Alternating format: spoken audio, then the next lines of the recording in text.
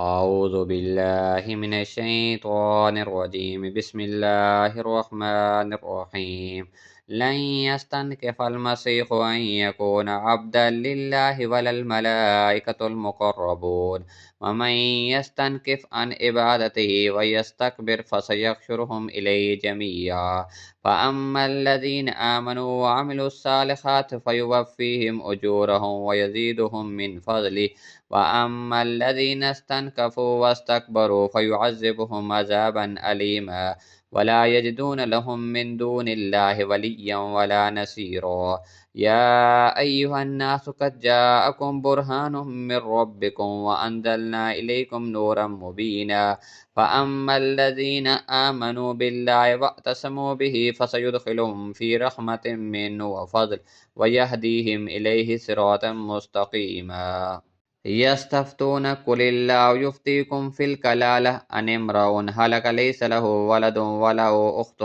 فلها نصف ما ترك وهو يرثها إن لم يكن لها ولد فإن كانت اثنتين فلهما الثلثان مما ترك وإن كانوا إخوة رجالا ونساء فللذكر مثل حظ الأنثيين يبين الله لكم أن تزلوا والله بكل شيء عليم صدق الله العظيم